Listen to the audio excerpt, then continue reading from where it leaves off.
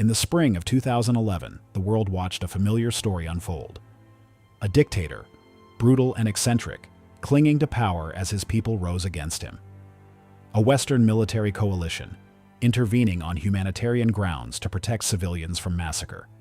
A regime collapsing under the weight of NATO airstrikes and rebel advances. And at the end of it, a man dragged from a drainage pipe in the desert city of Sirte, beaten and shot through the head, while a crowd filmed it on mobile phones. The world's news anchors called it liberation. Hillary Clinton, watching the footage in a television studio, laughed and said, "We came, we saw, he died." That was October 20th, 2011. And that was the official story. A tyrant met his end. Democracy would follow. Libya, sitting on the largest proven oil reserves in Africa, would join the community of free nations.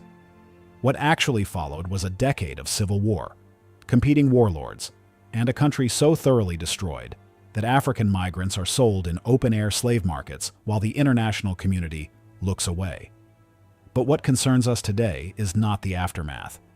It is the reason. Not the reason that was given, the humanitarian intervention, the protection of civilians, the responsibility to protect. But the reason underneath that reason, the financial and monetary logic that made Muammar Gaddafi not merely inconvenient, but existentially threatening to a system so powerful, so deeply embedded in the architecture of global finance, that it has governed the world for 50 years, without most people even knowing its name. Because here is the thing that was barely whispered in any Western newsroom during the NATO bombing campaign. 3 months before the first missiles fell on Tripoli, Gaddafi had stood before the African Union and made a proposal that sent shockwaves through the financial capitals of Washington, Paris, and London. He was proposing to replace the US dollar as the currency for African oil sales. He was proposing to back that replacement with gold. And he had the gold to do it, 143.8 tons of it, sitting in Libyan vaults. If you want to understand why that mattered, why that specific proposal, in that specific moment, made him a man who could not be allowed to survive, you need to understand a deal made in 1974 in the deserts of Saudi Arabia that has governed the global financial order ever since. This is the story of the petrodollar system, and Libya is where it almost came undone. To understand what Gaddafi was threatening, you have to go back to August 15th, 1971. A Sunday evening, President Richard Nixon appeared on national television and made an announcement so consequential that economists still argue about its full implications today. He was ending the convertibility of the US dollar to gold. Since the Bretton Woods Agreement of 1944, the dollar had been the world's reserve currency precisely because every country holding it could exchange it for gold at the Federal Reserve at a fixed rate of $35 per ounce. The entire post-war architecture of global finance rested on that single promise. Nixon ended it in 15 minutes. The reason was straightforward and desperate. America had been spending far beyond its means. The Vietnam War, the Great Society domestic programs, the space race, all of it funded by printing dollars. By 1971, foreign governments were holding more dollars than the United States held gold. France, led by Charles de Gaulle, had been systematically exchanging its dollar reserves for physical gold, draining American vaults at a rate that threatened to expose the entire system as insolvent. If the run continued, the world would discover that the reserve currency of the global economy was backed by nothing but a promise America could not keep. So Nixon did what desperate debtors always do. He changed the rules. The gold window slammed shut, and overnight, the world's reserve currency became a piece of paper backed by nothing at all. The question that immediately confronted Washington was obvious and terrifying. If the dollar was no longer backed by gold, what was it backed by? The answer to that question was engineered over the following 3 years by Henry Kissinger, and it involved oil. In 1973, the Arab oil-producing nations had imposed an embargo on the United States in retaliation for American support of Israel during the Yom Kippur War. The embargo sent oil prices quadrupling almost overnight and created fuel shortages that stretched around American gas stations for miles. For Washington, it was a moment of profound vulnerability. But Kissinger, as was his habit, saw a vulnerability, and calculated how to turn it into a permanent structural advantage. In a series of secret meetings in 1974, Kissinger negotiated an agreement with Saudi Arabia, whose full details were not officially confirmed until Bloomberg News published declassified documents in 2016. The substance, however, has been understood by financial historians for decades. The deal was elegant in its simplicity. Saudi Arabia would price all of its oil exports exclusively in US dollars and would recycle its oil revenues, its petrodollars, back into US Treasury bonds, effectively financing American government spending. In exchange, the United States would provide the Saudi monarchy with military protection and security guarantees, sell them advanced American weapons, and guarantee the survival of the House of Saud against any internal or external threat. The agreement was quickly extended to the other OPEC member nations. And just like that, the dollar had its new foundation. Not gold, oil. Because if every barrel of oil on the planet had to be purchased in US dollars, then every country in the world that needed oil, which was every country in the world, needed to hold US dollars in reserve. The demand for dollars was guaranteed not by American economic productivity or fiscal discipline, but by the physical, unavoidable fact of petroleum. This was the petrodollar system, and it gave the United States a privilege that no empire in history had ever possessed. The ability to print the world's reserve currency at will, to export it in exchange for real goods and services, and to carry a national debt that would be catastrophic for any other nation on Earth, because the debt was always denominated in a currency only America controlled. The French economist and later president Valéry Giscard d'Estaing gave this arrangement a name. He called it America's exorbitant privilege, and that privilege rested on a single absolute condition. Oil had to be priced in dollars. Everywhere. By everyone. Always. Any nation that challenged that condition did not merely threaten American economic interests. It threatened the entire architecture upon which American global power rested. And the system, by 2011, underpinned more than 60% of the world's foreign exchange reserves and more than 80% of all global trade transactions. Now let us talk about Muammar Gaddafi, because the man most Western viewers know from the caricature, the eccentric dictator in the ceremonial robes, the Bedouin tent in the desert, the female bodyguard detail, the ranting speeches at the United Nations.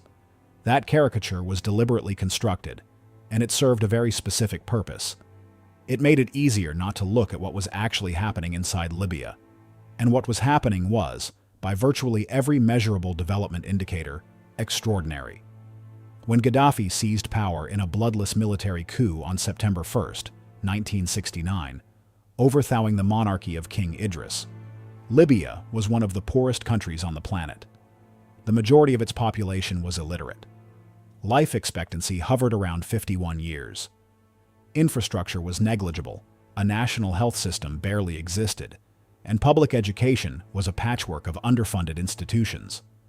The country's oil wealth, discovered in 1959, was being extracted under concession agreements so lopsided that Western oil companies were retaining estimates of up to 85% of Libya's petroleum revenues, while the monarchy took the rest and spent little of it on its own people. What Gaddafi did with that oil money, whatever else one concludes about his rule, was by African standards remarkable. By 2010, Libya had the highest Human Development Index in Africa, higher than South Africa, higher than Egypt, higher than Tunisia, the country whose own revolution had sparked the Arab Spring. Life expectancy had risen to 75 years. Adult literacy exceeded 80%. University education was free. Healthcare was free. When a Libyan citizen could not receive adequate medical treatment inside the country, the government covered the cost of treatment abroad, including travel and accommodation. The state subsidized electricity to the point of near zero consumer cost. Petrol was cheaper than water. A loaf of bread cost the equivalent of a few American cents. The country had built, without a single dollar of international debt, the largest irrigation project in human history. The great man-made river pumped fresh water from ancient aquifers beneath the Sahara to Libya's populated northern coast through a network of 4,000 kilometers of underground pipelines. Gaddafi called it the eighth wonder of the world. Even his critics in the West, when pressed, had to acknowledge that it worked. Libya's central bank was state-owned and issued interest-free loans. The government provided young married couples with the equivalent of $50,000 in cash as a start for family life. Libyans who wanted to farm received land, equipment, seeds, and livestock from the state at no cost. The sovereign wealth fund Gaddafi built from oil revenues, the Libyan Investment Authority, held assets estimated at between $144 billion and $200 billion at the time of the intervention. For a country of 6 million people, that was an extraordinary accumulation of national wealth, held entirely outside the international banking system. None of this is to argue that Gaddafi's Libya was a democracy. It was not. Political dissent was suppressed with brutality. Journalists were imprisoned. Opponents were murdered. The state was authoritarian and often savage in its repression. Both things can be true simultaneously. A government can provide its people with free healthcare and free education and still be a dictatorship. What emerges when you look at the development data rather than only the political record is the portrait of a country that had done something almost unheard of among oil-producing nations in the developing world. It had kept its oil wealth and invested it in its own people, rather than depositing it in Western financial institutions or spending it on palaces for a ruling family. And that, in a very specific way, was the problem. By 2009, Gaddafi was growing more assertive. Libya held 48 billion barrels of proven oil reserves, the largest in Africa.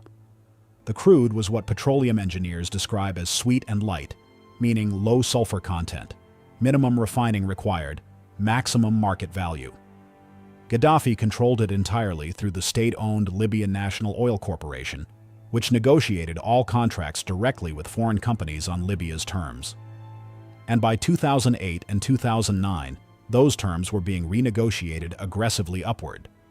Gaddafi was demanding larger revenue shares for the Libyan state.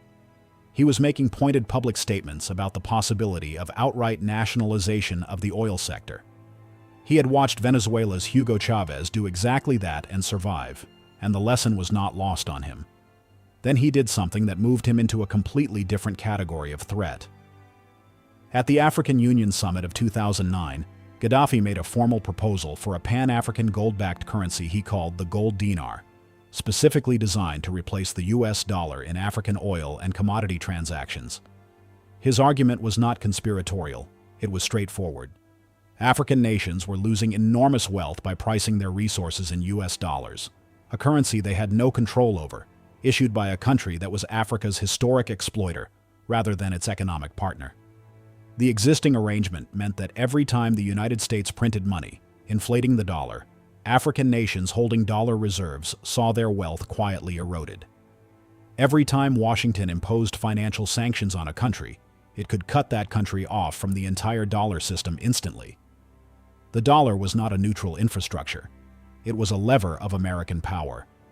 He pointed to the CFA franc, the currency used by 14 Francophone African nations, as the most naked example of financial colonialism still operating in plain sight.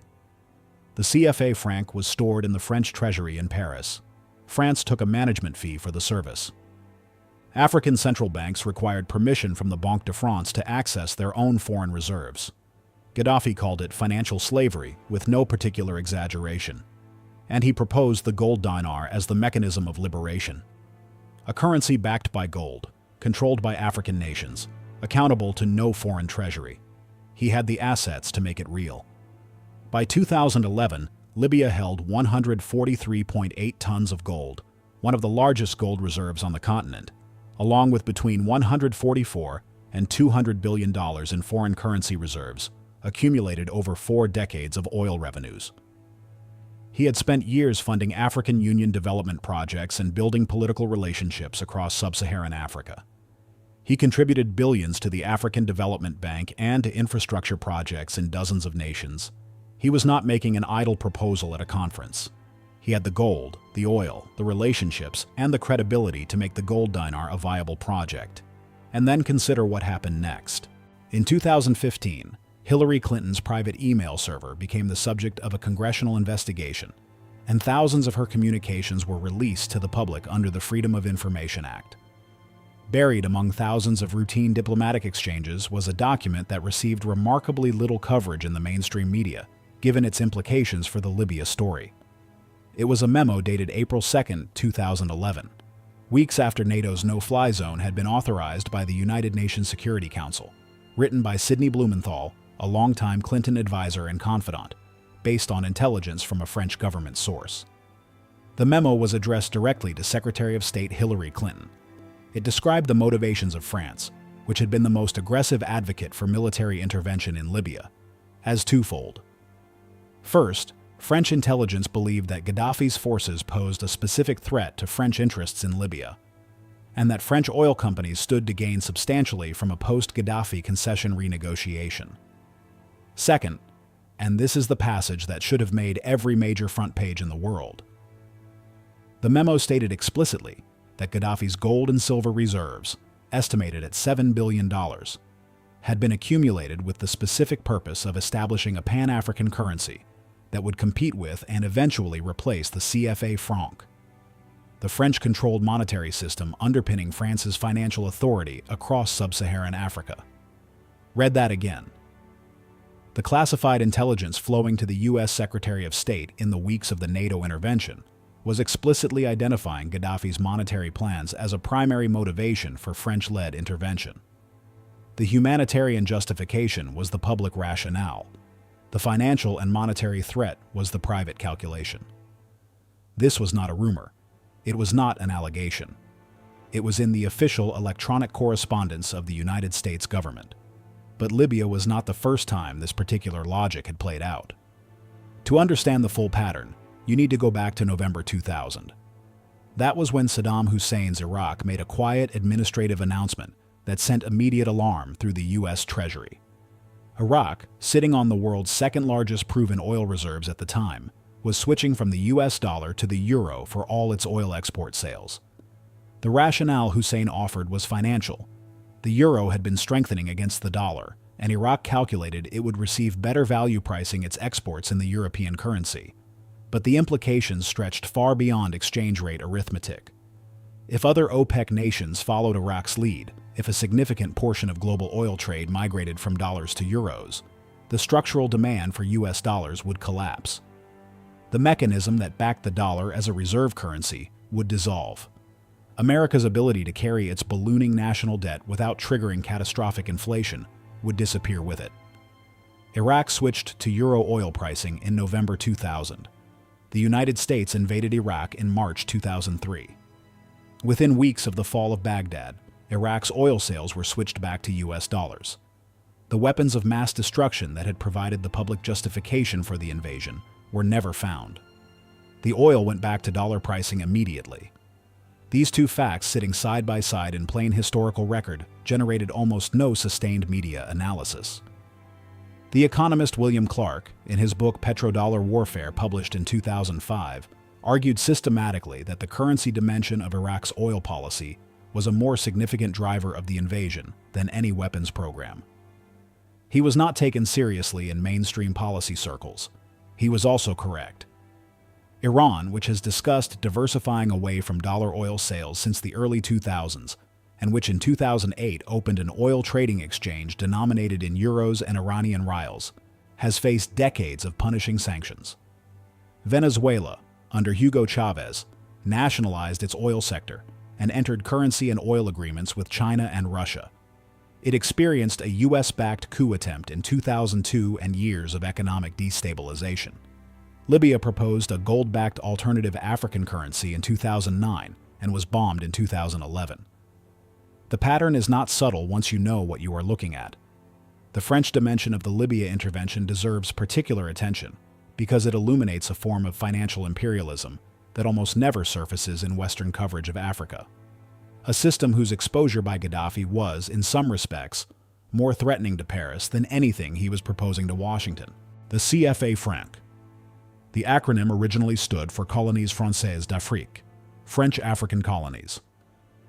After independence, the name was officially softened to Communauté Financière Africaine, the African Financial Community, but the structural arrangement barely changed. 14 African nations, all former French colonies in West and Central Africa, used the CFA franc as their national currency. The details of this arrangement, examined without sentimentality, are extraordinary. These 14 sovereign nations are required to deposit 50% of their foreign exchange reserves into the French treasury in Paris. Not in their own central banks. In France. They pay France an administrative fee for this service. Because the CFA franc is pegged to the euro, these nations have no independent monetary policy whatsoever. They cannot devalue their currency to make their exports more competitive. They cannot adjust interest rates in response to their own economic conditions. Their monetary policy is set in Frankfurt and Paris, not in Dakar or Abidjan or Yaoundé.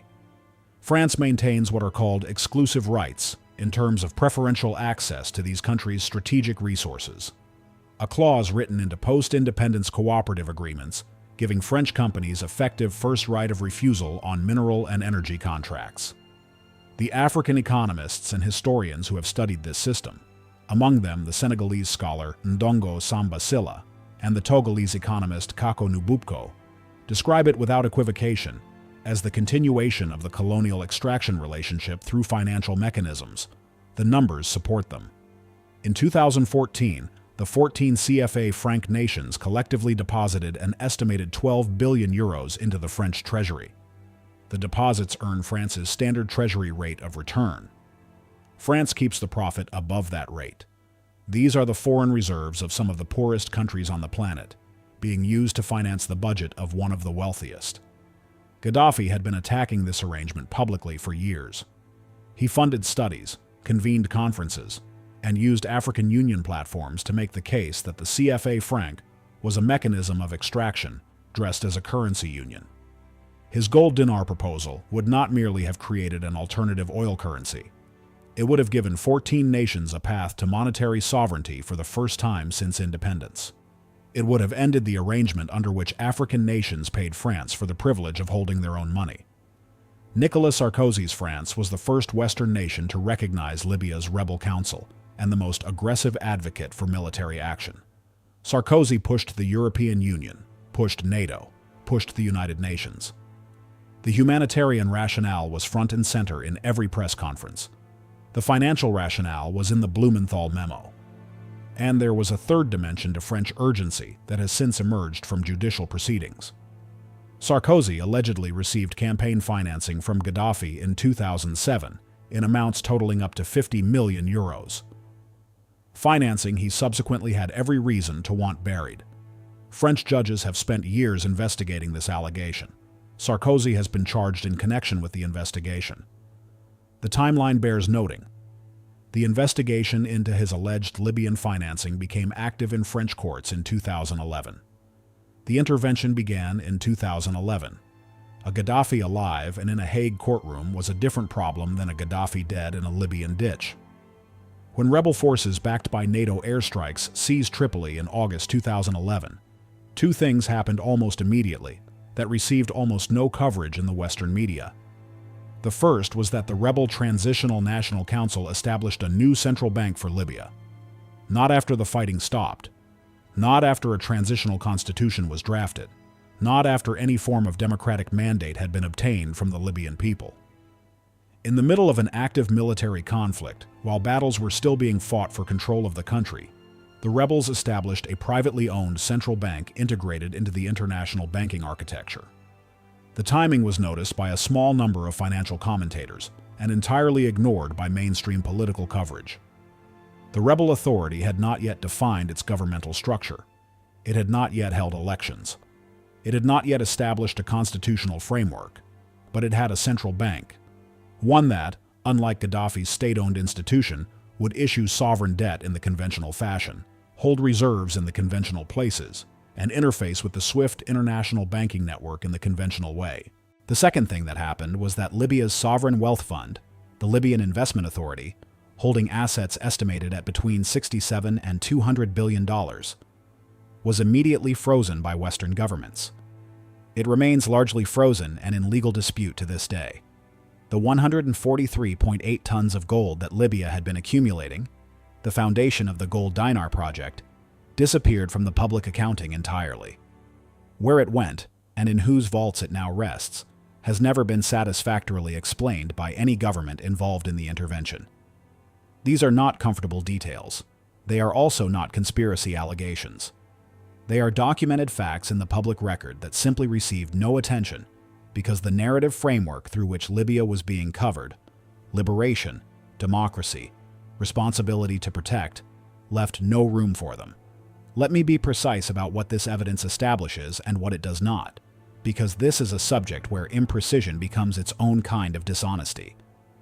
What the historical record establishes is this: Gaddafi was developing a gold-backed alternative currency that directly threatened the petrodollar system and French monetary control of Francophone Africa.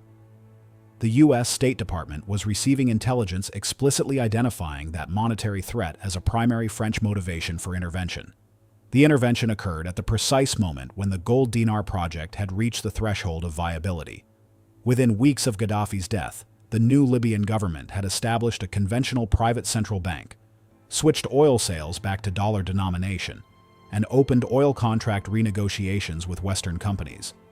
The gold reserves and sovereign wealth funds vanished from public accountability. What the record does not establish is a single clean transaction. There was no meeting in a boardroom where a decision was made. Gaddafi dies because of the gold dinar. History is never that clean. The intervention grew from multiple motivations operating simultaneously. France's financial interests, France's electoral politics, and Sarkozy's personal legal exposure, British and Italian oil company contract interests, genuine popular revolt in Libya that created the opening, genuine ideological enthusiasm in parts of the Obama administration for the responsibility to protect doctrine, the weapons lobbies of NATO member nations who saw an opportunity to test new equipment at someone else's expense. But here is the honest framing. In virtually every subsequent analysis of the Libya intervention, from the British parliamentary inquiry of 2016, which concluded the intelligence basis for imminent civilian massacre was not supported by the evidence, to the academic literature on humanitarian intervention, the financial and monetary dimensions have been systematically absent. The humanitarian rationale has been subjected to scrutiny. The weapons of mass destruction analogy has been drawn repeatedly. The dollar question has not been asked in any mainstream context. And that absence is itself a kind of answer. To see Libya clearly, you have to see it as the middle chapter of a longer ongoing story.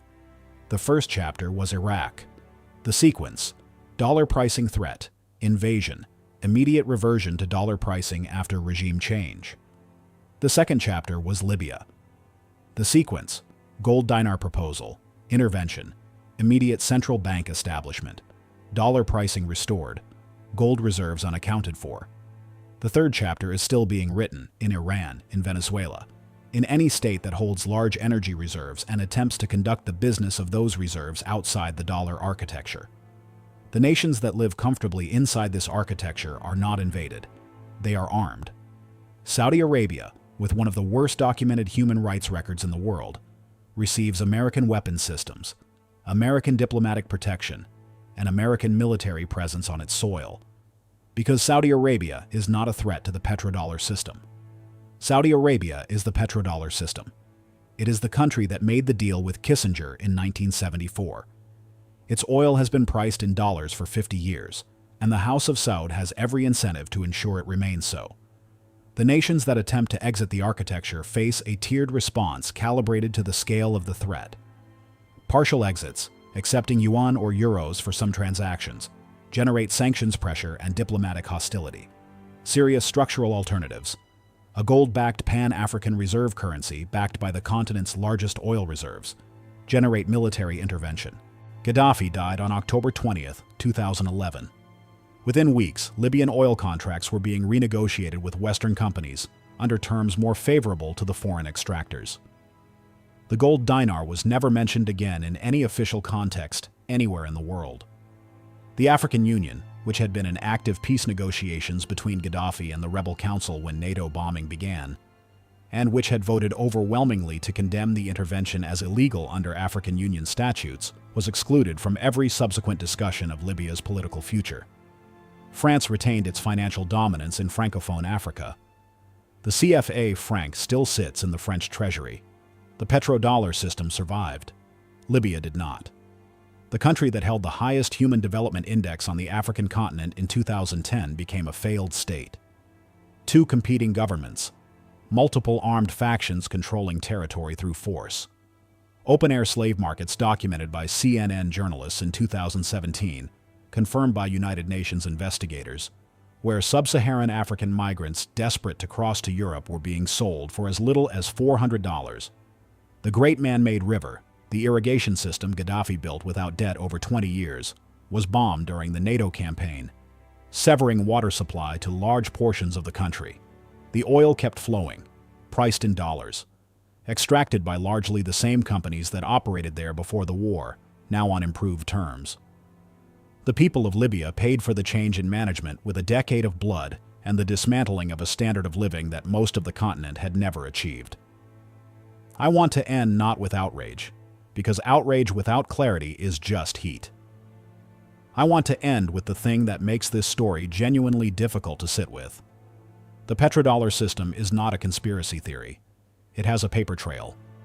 The 1974 agreement between Kissinger and the Saudi government is documented in U.S. Treasury records, referenced in Federal Reserve research papers, and confirmed in declassified State Department cables released through Bloomberg's FOIA requests.